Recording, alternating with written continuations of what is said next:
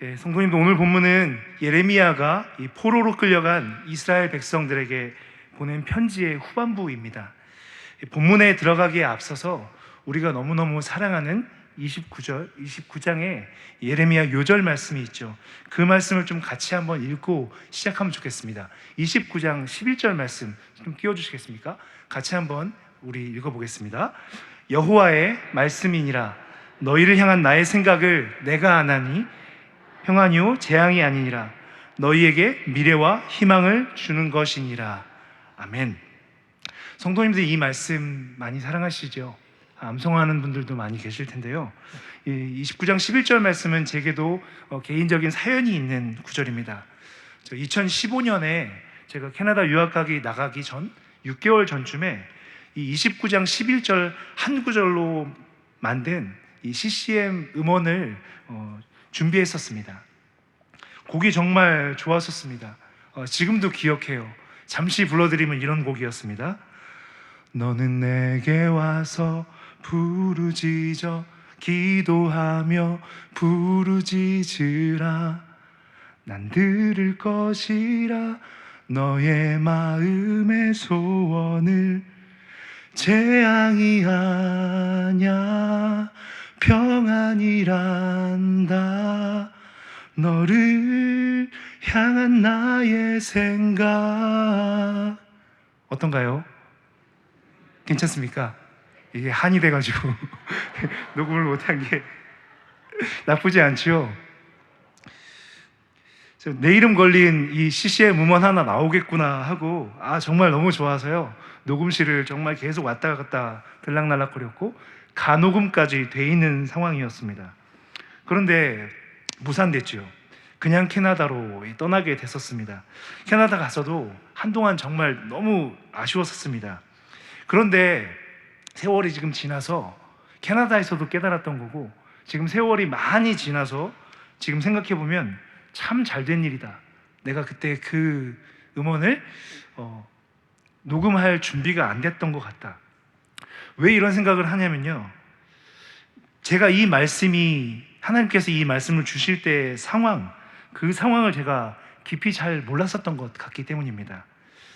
정말 하나님께서 이 말씀을 주실 때에 그 예레미야의 마음도 그렇고, 그때 당시에 이스라엘의 상황들에 대해서 제가 너무 모른 채 녹음실에 들어갔던 것 같아요. 그냥 노래만 잘하려고, 목만 다듬으려고 막 그렇게 해서 들어갔던 차라 하나님께서 막으신 것 같습니다. 성도님들은 어떠십니까? 성도님들은 여기 지금 29장 11절에서 말씀하고 있는 너희는 알지 못하는, 하나님만 알고 있는, 재앙이 아닌 미래의 소망을 주려고 한다라고 하는 하나님의 생각이 어떤 것인지 알고 계십니까? 바벨론 포로 70년입니다. 바벨론 포로 70년을 꽉 채우는 게 너희를 향한 나의 생각, 재앙이 아닌 평안입니다. 여러분, 이 하나님의 생각은 바로 앞에 한 구절만 전으로 가봐도 우리가 확인할 수 있습니다. 29장 10절 제가 읽어드리겠습니다. 여호와께서 이와 같이 말씀하시니라. 바벨론에서 70년이 차면 내가 너희를 돌보고 나의 선한 말을 너희에게 성취하여 너희를 이곳으로 돌아오게 하리라. 아멘. 편지의 맥락을 조금만 더 살펴보면 좋겠는데요, 2절도 한번 띄워봐 주십시오. 성도님들 2절 한번 제가 읽어드리겠습니다. 그때는 여고니아 왕과 왕후와 궁중 내시들과 유다와 예루살렘의 고관들과 기능공과 토공들이 예루살렘에서 떠난 후라. 여러분, 여기서 여고니아는 여호야긴 왕의 다른 이름이거든요. 어떤 상황이었다라고 지금 본문이 말씀하고 있습니까? 왕과 왕후, 고관들이 다 바벨론으로 끌려간 상황입니다. 여러분, 이때가 BC 597년인데요 이 왕과 왕후가, 고관들이, 토공들이, 기능공들이 다 끌려갔다. 무엇을 말씀하는가? 이 고대 근동의 패권이 이제 아수르에서 바벨론으로 옮겨졌다라는 것을 말해주고 있는 것입니다. 여러분, 몇 장 앞으로 가서 예레미야 25장을 보면, 예레미야는 여러분 느부갓네살이 바벨론의 왕으로 등극하던 원년 BC 605년인데요 이 BC 605년에 이스라엘이 70년 동안 바벨론 왕을 섬기게 될 것이다 라는 예언을 또 들었습니다. 하나님의 말씀을 그때 또 받았어요. 그런데 여러분, 그 605년 70년 바벨론 왕을 섬길 거야 라는 예언을 들었을 그 당시에 예레미야 25장 1절로 3절을 보면 예레미야가 특별히 느부갓네살 원년인 605년까지 자신에게 여호와의 말씀이 몇 년 동안 임했다라고 밝혀주고 있습니다. 23년 동안, 그 BC 605년 될 때까지 여호와의 말씀이 23년 동안 임했다라고 예레미야는 밝히고 있습니다. 여러분, 한번 생각해 보십시오. 그럼 현재 지금 포로지에 있는 이스라엘 백성들에게 편지를 쓰고 있는 시점이 BC 597년입니다. 그러면 지금 예레미야에게 하나님의 말씀이 몇 년 동안 임했다라는 거죠? 우리 BC 605년부터, 저도 헷갈리는데 헷갈리시죠? BC 597년까지 거꾸로 한번 계산을 해보면 17,000년입니다.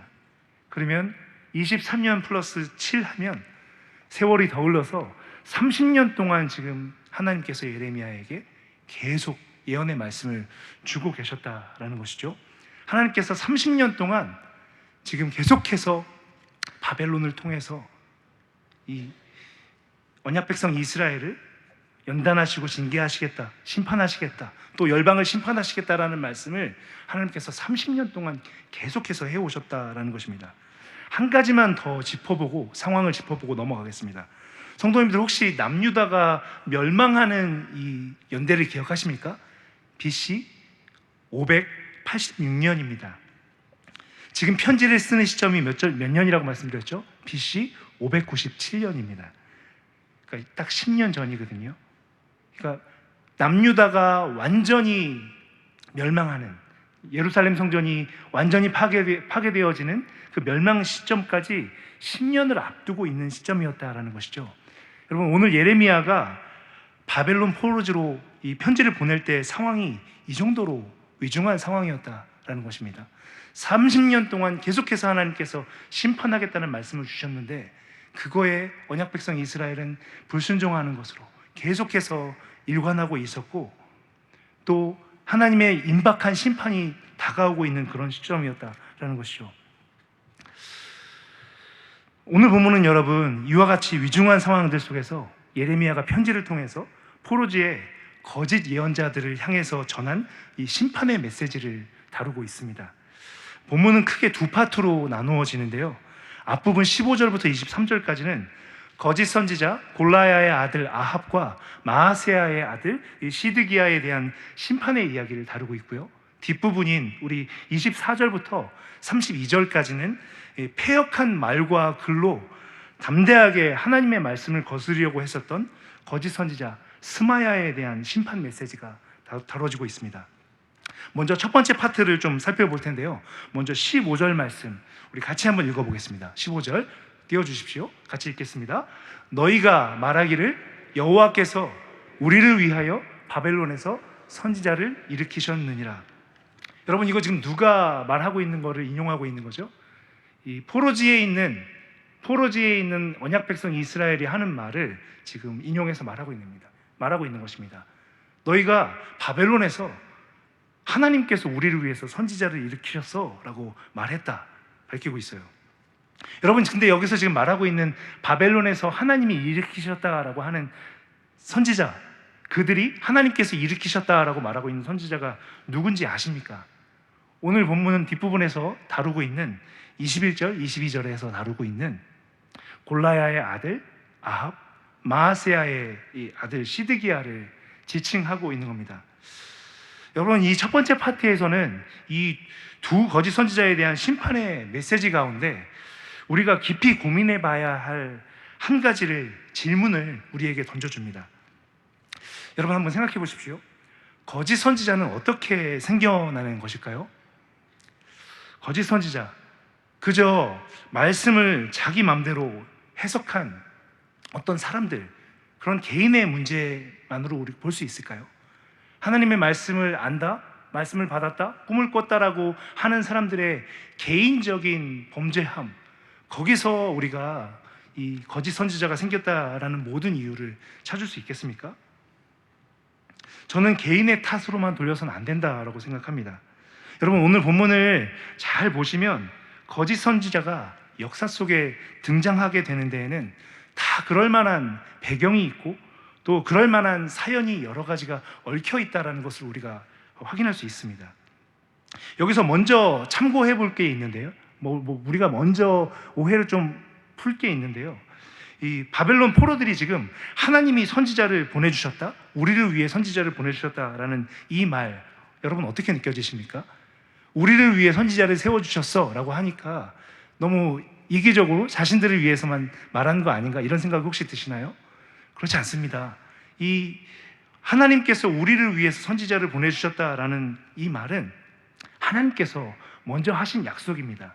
신명기 18장 15절 18절을 보면요, 하나님께서 모세를 통해서 광야, 이 시내산에서부터 미리 가르쳐 주셨던 내용입니다. 제가 확인해 드릴게요. 18장 15절입니다. 내 하나님 여호와께서 너희 가운데 내 형제 중에서 너를 위하여 나와 같은 선지자 하나를 일으키리니 너희는 그의 말을 들을지니라.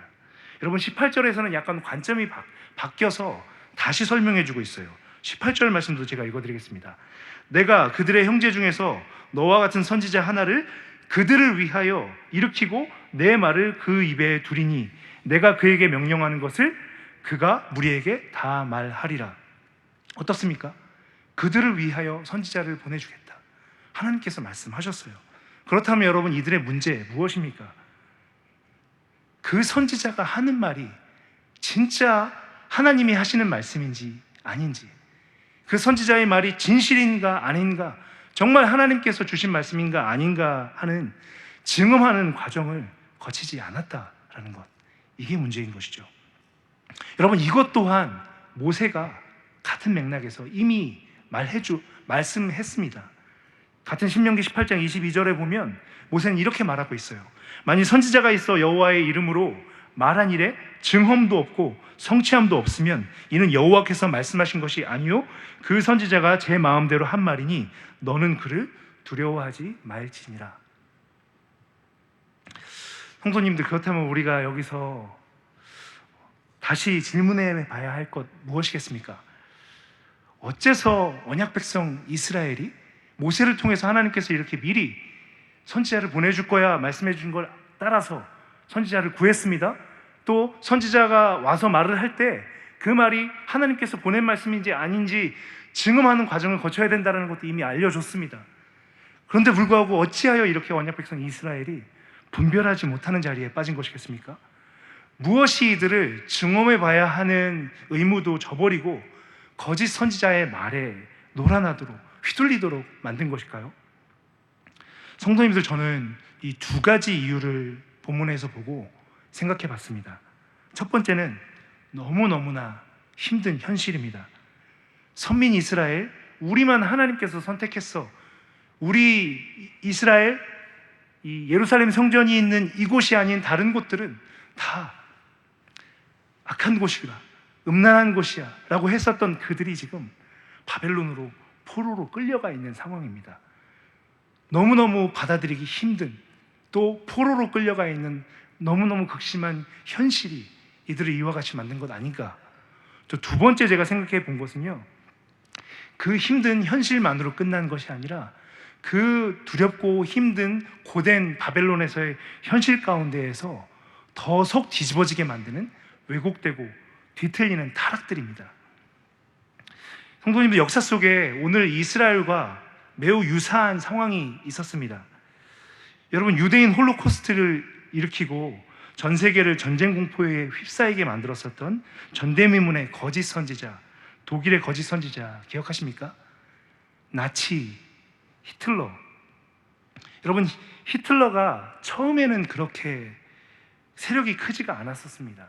세력이 크지 않았었던 이 히틀러가, 미약했던 히틀러가 이 바이마르 공화국 이 전체를 집어삼키고 이 독일 인민들의 마음을 사로잡는 계기를 맞게 됩니다.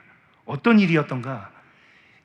그때 당시 상황이 1차 세계대전 이후에 이 독일이 막대한 전쟁 배상금을 물어야 할 상황 가운데 있었습니다. 영국과 프랑스는 이 온갖 이유를 갖다 붙여서, 사실 그들도, 영국과 프랑스도 전쟁 준비를 해야 되기 때문에 미국에 막대한 빚을 지고 있었었는데, 자신들이 미국에서 빌렸던 돈들까지 모조리 독일의 전쟁 배상금으로 충당하려고 했습니다. 그래서 20세기 초에 그 어느 국가도 도저히 갚을 수 없는 정도의 전쟁 배상금을 독일에게 때립니다. 1350억 달러를 전쟁 배상금으로 20세기 초에 독일에게 물리게 한 거죠. 도저히 갚을 수 없는 어려운 상황들 속에서 여러분, 당시 그것뿐만이 아니라 이 베르사유 조약 때문에 생긴 베르사유 체제 때문에 독일은 빚도 있었고 수출입 가운데에서도 원하지 않는 수입을 계속해야 했고, 자신들이 수출할 수 있는 모든 퇴로들은, 수출할 수 있는 길들은 다 막혀 있는 상황이었습니다. 모든 것들, 그리고 또 프랑스하고의 관계 안에서는 베르사유 조약 때문에, 체계 때문에 땅도 뺏기고 하는 이런 상황들이었어요. 이 바이마르 공화국 독일 인민들, 과거 인민들의 이 마음이 도저히 일어설 수 없는 정도로 완전히 짓눌려 있었습니다. 완전히 짓눌려서 주저앉아 있었어요. 여러분, 이렇게 극심한 핍박과 고통과 어려움 속에 짓눌려 있는 상황일 때 이 독일 사람들의 마음에 불을 붙인 게 나치 히틀러였습니다. 히틀러가 특별하게 독일 사람들을 선동하기 위해서 펼쳤던 이념 정책인 아리안주의이죠. 여러분, 아리안주의는 한마디로 말해서 독일 민족 우월주의를 뜻합니다. 독일 민족, 아리안 민족들이 가장 우월하다라고 하면서 이 우생학을 기반으로 해서 이 나치 히틀러는 전쟁 배상금 거부를 선언합니다. 위대한 독일, 강력한 독일을 주창하면서 이 국가 사회주의 이념을 퍼뜨립니다. 그 국가 사회주의 이념 아래 독일 민심이 열광했고 스스로 독재에 순종하는 일들이 벌어진 것이죠. 성도님들, 20세기에 가장 많은 사람을 학살한 이 거짓 선지자, 이 히틀러가 이런 배경 가운데 역사 속에 등장하게 되었습니다. 여러분, 오늘 본문 속에 있는 언약 백성 이스라엘의 상황을 한번 적용해 보십시오.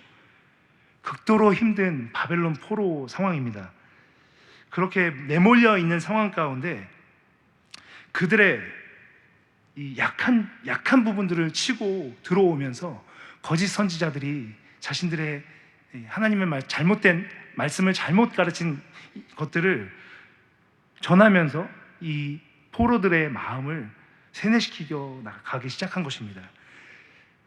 독일 민족들에게 아리안주의를 통해서 악한 생각들이 파고들었다면 이 언약 백성 이스라엘에게 이 포로지에서 어떤 거짓 메시지가 그들의 생각을 세뇌하고 파고들어 갔는가? 성전 불패 신학입니다. 여러분, 이 성전 불패 신학, 이 예레미야서 전체가 예레미야가 그의 사역 기간 내내 싸웠던 것인데요, 하나님의 약속의 말씀엔 순종하지 않으면서 하나님의 약속이 있는 다윗 언약이 있는 예루살렘 성전만 있으면 우리는 절대로 실패하지 않는다, 성전 안에 계신 하나님께서 우리에게 승리를 주실 것이다 라는 이 거짓 메시지에 이 언약 백성들이 세뇌되기 시작한 것입니다. 여러분, 이 성전 신학에 대한 예레미야의 전투 이야기는 예레미야 7장 23장에서도 다루고 있고요, 또 가까이에는 26장에 보시면 예레미야가 이 성전 한가운데에서 이 성전 신학을 향해서 마치 폭탄을 던지는 것과 같은 심판의 말씀을 전합니다. 우리 같이 한번 찾아서 읽어보겠습니다. 우리 예레미야서 26장 6절 말씀 좀 띄워주십시오. 같이 한번 읽어보겠습니다. 내가 이 성전을 실로같이 되게 하고 이 성을 세계 모든 민족의 저주거리가 되게 하리라 하셨느니라. 아멘. 그러니까 앞에 4절 5절을 보면 율법도 지키지 않았고 내가 보낸 선지자들의 말을 내가 부지런히 계속 보냈는데 너희가 순종하지 않았어, 그렇게 말씀이 전개된 다음에 6절에서 이 성전을 내가 실로같이, 예전에 하나님의 법궤가 있었던 그 실로, 블레셋 사람들에게 유린당하고 했었던 그 실로와 같이 피폐하게 만들어 버리겠다라고 하나님의 말씀을 전한 것입니다. 여러분, 이렇게 예레미야 선지자를 통해서 하나님의 심판의 메시지가 계속 전해지는데도 이스라엘은 돌이키지 않았습니다. 고된 포로의 현실이 끝나지 않는 가운데 계속 이렇게 참 선지자와 거짓 선지자의 메시지가 충돌하는 일들이 있는 가운데 또 다른 악들이 더해집니다. 거짓 선지자들이 활개를 치는 가운데 이 거짓 선지자들의 메시지에 녹아든 자들의 안에 이 타락의 현상들이 나타나는 것이죠. 이 고관들과 거짓 선지자들 계속해서 타락하는 이야기들이 나타나는 것입니다. 여러분, 오늘 본문 16절부터 18절을 보시면 이 다윗 왕자에 있었던 이 왕들, 다윗 왕자에 있었던 왕과 고관들, 이 바벨론 포로로 가지 않고 남아 있었던 자들에 대한 심판의 메시지가 있습니다. 그들은 예레미야 선지자를 통해서 계속해서 바벨론에 너희가 포로로 가야지 산다, 반복해서 계속 말씀하시는 하나님의 말씀에 끝까지 거역했습니다. 그래서 지금 16절로 18절 말씀을 보면 하나님은 포로로 가지 않는 그들에게 칼과 기근과 전염병으로 심판하시겠다라는 말씀을 전하십니다. 여기서 연결되어서 벌어지는 선지자들의 타락 이야기가 나오고 있죠. 죄악의 클러스터, 악이 계속 더해지는 것과 같이 거짓 선지자들의 메시지 가운데 정말 포로지에서 있어야지 말아야 할 일이 벌어지는데 23절입니다. 제가 읽어드리겠습니다.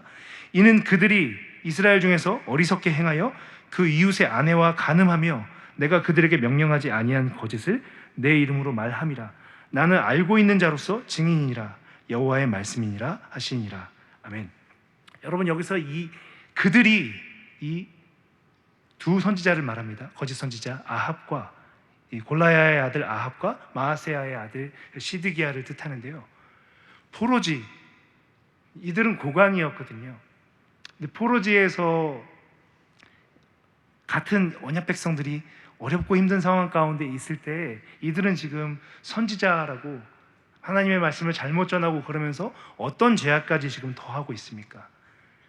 이웃의 아내를 범하는 간음의 죄까지 더해주고 있는 모습을 보여주고 있습니다. 성도 여러분, 하나님께서는 이와 같이 오늘 포로지에서 거짓 예언을 하는 이들에게 심판을 행하시는데 느부갓네살 왕의 손을 통하여 화형에 처하십니다. 그리고 포로지에 있는 70년 동안 이 둘의 이름을 저주거리 삼게 하십니다. 여러분, 이 첫 번째 파트에 이 죄악이, 특별히 거짓 선지자가 등장하게 되는 배경들을 우리가 같이 살펴봤는데요. 이 속에서 오늘 우리의 삶의 현장들을 우리가 돌아보기를 원합니다. 성도님들 잘 아시겠지만 하나님께서는 우리 인생과 다르시죠. 하나님께서는 우리가 어떤 형편, 우리가 연약하고 어떤 형편 가운데 있을지라도 하나님은 하나님의 일을 행하십니다. 하나님은 하나님의 말씀대로 지키시고 끝까지 행해 나가세요. 그러나 우리는 그 하나님의 말씀을 끝까지 신뢰하지 못하고 부분적으로 하나님의 말씀을 선취하면서 거짓 선지자가 등장하는 그 배경 가운데 여러 모양으로 거짓 선지자와 연대하기도 하고 거짓들의 우리가 머리를 숙이고 하는 모습들을 보인다라는 것, 어떻습니까? 하나님, 당신의 일을 신실하게 하시는 하나님 앞에 오늘 우리 삶 속에서의 모습들, 거짓된 메시지가 많이 일어난다면 그것은 무엇 때문인가? 1차적으로 내가 하나님의 말씀을 온전히 묵상하고 온전히 배우고 온전히 순종하지 않아서 그런 부분들이 있을 테지만 연약한 상황들 가운데 죄가 계속해서 파고들 수 있도록 그런 환경을 제공하는 우리 자신들의 이 연약함과 우리 자신들의 죄악들에 대해서도 경계할 수 있는 우리 성도님들 되시기를 예수님의 이름으로 부탁드립니다. 여러분, 그런가 하면 오늘 두 번째 파트를 좀 살펴보기를 원하는데요. 여러분, 24절로 32절에는 이 거짓 선지자가 일으키는 역사의 실체가 무엇인지 드러내놓고 딱 말해주고 있습니다. 32절 말씀 같이 한번 읽어보도록 하겠습니다. 같이 읽습니다. 그러므로 여호와께서 이와 같이 말씀하시니라. 보라, 내가 느엘람 사람 스마야와 그의 자손을 벌하리니 그가 나 여호와께 패역한 말을 하였기 때문에 이 백성 중에 살아남을 그의 자손이 하나도 없을 것이라. 내가 내 백성에게 행하려 하는 복된 일을 그가 보지 못하리라 하셨느니라. 이것은 여호와의 말씀이니라. 아멘. 여러분, 거짓 선지자가 일으키는 역사의 실체, 본질이 뭔가? 오늘 32절에 보면 가운데 패역한 말이라는 것이 보이실 것입니다. 패역한 말입니다. 여러분, 이 패역한 말은 히브리어 원어를 보면은 이 rebellion이라는 뜻을 갖고 있습니다. 이 반역입니다. 그러니까 거스르는 거죠. 패역이 그냥 악한 뭐 이렇게 오염된 말 그런 의미가 아니라 정확하게 이 반역을 일으킨다라는 것입니다. 하나님께서 말씀하신 것을 거스르는 말이라는 뜻이죠. 여러분, 오늘 이 두 번째 파트 24절부터 32절까지의 내용들을 잘 보면 이 반역하는 말을 가지고 어떻게 이 선지자 예레미야를 통하여 선포하신 하나님의 말씀을 이 거짓 선지자 스마야가 거스르는지를 보여주고 있습니다. 여러분, 스마야는 이 포로지에서 있었던 이 거짓 선지자였는데요. 이 느헬람 사람이라고 나와 있는데, 느헬람이라는 말이 이 꿈이라는 뜻을 또한 갖고 있습니다. 느헬람 족속의 사람이었는데 스마야가 편지를 보냅니다. 이 포로지에서 예루살렘에 있는 이 제사장 스바냐에게 편지를 보내는데 이간하는 말을 해요. 예레미야라는 선지자가 있는데 그가 지금 언약 백성을 포로지 바벨론으로 하나님께서 가게 하는 게 하나님 뜻이다라고 가르치고 있어. 그리고 그 포로지에서의 생활이 짧지 않을 거야 라는 말을 계속 퍼뜨리고 있어. 제사장 스바냐, 너 하나님께서 여호야다를 대신하여서 너를 제사장으로 세운 이유가 뭔지 너 모르겠어? 이 예레미야와 같이 미친 자가 이렇게 이상한 소리를 하는 거에 대해서 네가 그 목에 멍에를 걸어서 못하게 하는 게 너의 일 아니야 라고 이렇게 편지를 써서 보냈어요. 그런데 여러분, 이 스바냐는 예레미야를 돕는 제사장이었습니다. 스바냐가 그 스마야에게서 받은 편지를 가지고 와서 예레미야에게 읽어주는데, 예레미야에게 그 스마야의 편지를 읽어주는 그때에 하나님의 말씀이 임했어요. 스마야를 향한 하나님의 심판의 메시지가 임한 겁니다. 패역한 말, 70년의 차도로 연단을 받고 징계를 받아서 하나님께서 온전케 하신 이후에 다시 이스라엘 땅으로 돌아오는 것이 나의 뜻인데, 그에 반해서 곧 돌아가게 될 거야, 성전 기구들도 곧 다시 돌아가게 될 거야 라고 나의 뜻을 거스르는 말, 반역하는 말, 그를 내가 심판할 것이다. 그리고 그의 자손들도 내가 언약 백성에게 예비하고 준비한 모든 것들을 보지 못할 것이다 라고 하나님께서 이와 같이 심판의 메시지를 전하십니다. 성도 여러분, 이 패역한 말에 대해서 하나님께서 이 구약에서 다루시는 것들은 굉장히 강경합니다. 하나님의 뜻을 거스르는 말에 대해서 바로 가까이에 28장에 보면 이 거짓 선지자 하나냐가 또 예레미야를 거슬러서 하나님의 말을 거스르는 본문이 이야기가 나오는데요. 28장 16절에 보면 거기에서도 패역한 말, 하나님의 말을 거스르는 말을 하는 하나냐에 대해서 하나님께서 내리신 심판은 금년에 네가 죽을 거야. 죽는 심판입니다. 광야 모세 때 신명기 13장 5절을 보면 꿈을 꾸는 자들에 대한 이 메시지가 나오는데, 꿈을 꾸는 자들에 대해서 하나님께서는 모세를 통해서 꿈을 꾸면서 하나님의 뜻이다라고 이야기하는 거짓 선지자들을 죽이라라고 말을 합니다. 왜냐하면 그들이 하는 꿈이다 뭐다 해서 하고 하는 말이 하나님의 뜻을 배반하게 하기 때문에 라고 이야기하면서 그들을 죽이라라고 이야기해요. 여러분, 패역한 말에 대한 성경 하나님의 말씀의 심판의 결론은 죽음입니다. 이 패역한 말에 대한 하나님의 이 진단, 심판 앞에 오늘 우리 자신의 이 신앙 안에서의 말들을 우리가 좀 점검해봐야 하지 않겠습니까? 나는 하나님의 말씀을 어떻게 해석하고 어떻게 받아들이고 있습니까? 여러분, 거짓 선지자들에 대해서 오늘 본문을 묵상하면서 제가 생각한 것은 거짓 선지자들이 완전히 틀린 말을 하고 있는 건 아니다라는 거죠. 하나님께서도 언약 백성 이스라엘을 바벨론에 영원히 두는 것을 원하시지 않습니다. 그런데 하나님께서는 70년 동안 반복하여서 계속해서 죄악에 떨구어지지 않는 그들을 심판하시기 위해서 70년이다라는 하나님의 계획과 뜻이 있으셨는데, 그것과 달리 이 거짓 선지자들 같은 경우는 하나님께서 빨리 돌아오게 할 거야, 언약이 있는 이 예루살렘 성전이 있는 이곳으로 빨리 돌아오게 할 거야 라고 이야기하는 모습들을 보게 되거든요. 저는 이 부분을 묵상을 하는데 이번 주 참 많이 두려웠습니다. 저의 말씀을 해석하고 적용하고 하는 생활 모습들을 잘 볼 때 사실 모든 부분들을 제가 하나님이 언제까지 그것을 허락하시고 언제까지 저를 징계하시는 부분이 있다면 하나님의 그 기한이 언제까지인지 이런 부분들을 제가 다 알 수는 없지만, 많은 부분 제 요즘의 삶 속에서 적용하는 부분들을 볼 때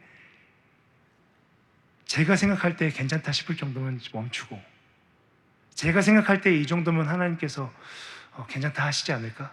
이 정도 기도하면 되지 않을까? 이 정도 내가 혼나면 되지 않을까 하고 끝나는 부분들이 참 많거든요. 어떠십니까, 성도님들? 거짓 선지자들의 실체가 폐역한 말, 하나님의 말씀을 거스르는, 뜻을 거스르는 말씀이다라고 했는데, 거짓 선지자들의 말도 보면 하나님께서 말씀한 진실이 조금은 있어요. 끝까지 가지 않아서 문제인 것이죠. 사랑하는 성도 여러분, 어디까지가 하나님의 뜻이고 어디까지가 하나님께서 정말 징계하시기 원하신 것이고 하는 부분들을 우리 삶 속에서 우리는 다 알지는 못할 것입니다.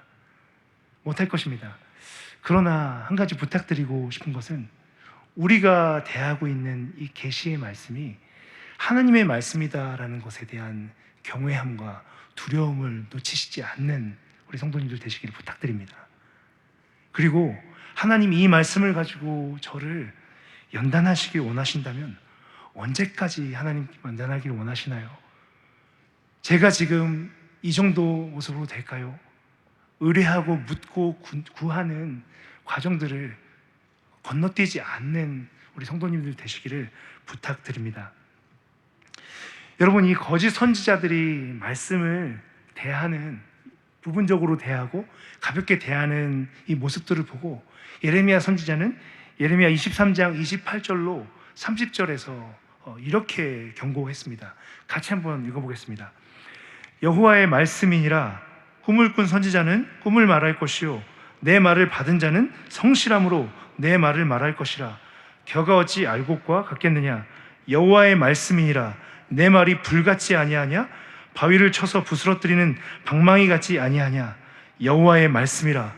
그러므로 보라, 서로 내 말을 도둑질하는 선지자들을 내가 치리라. 참 두려운 말씀입니다. 나는 여호와 하나님의 말씀을 어떻게 받아들이고 있는가?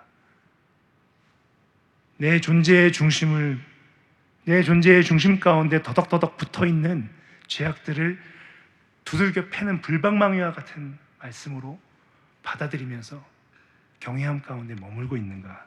그렇지 않는가?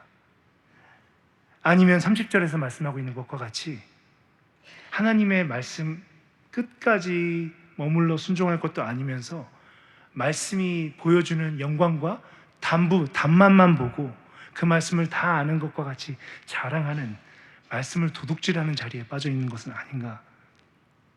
참 두렵습니다. 성도 여러분, 마지막으로 그렇다면 우리는 어떻게 이와 같이 거짓 선지자들과 같이 말씀을 잘못 해석해서 하나님 앞에 심판을 받는 자리에 빠지는 이런 안타까운 자리에 빠지지 않을 수 있을까? 이 본문에서 하나님께서 말씀을 우리가 어떻게 대해야 될지에 대해서 단서를 주신 말씀이 있는데, 그 말씀 우리 다시 한번 읽고 우리 좀 같이 기도하는 시간을 가졌으면 좋겠습니다. 우리 23절 말씀 같이 읽겠습니다. 시작.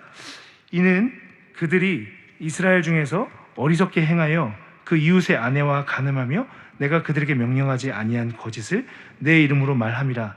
나는 알고 있는 자로서 증인이니라. 여호와의 말씀이니라 하시니라. 아멘. 여러분, 지금 거짓 선지자 둘을 심판하시면서, 그 간음에 대해서 심판하시면서 하나님께서 당신 자신을 누구다라고 소개하고 계십니까? 나는 알고 있는 자로서 증인이다 라고 말씀하고 계십니다. 알고 있는 자로서 증인이다. 성도 여러분, 말씀 앞에 내 자신을 세울 때마다 하나님께서 알고 계시고 알고 있는 자로서 증인 되신 하나님께서 그 말씀 앞에 나의 태도와 나의 중심을 보고 계시고 알고 계신다라는 경외함을 붙들고 살아가시길 부탁을 드립니다. 그러면 우리들 오늘 거짓 선지자들과 같이 하나님보다 어떤 부분들 이거 모르실 거야? 내가 더 잘 알지? 이런 교만하고 참담한 자리에 빠지지 않을 줄로 믿습니다.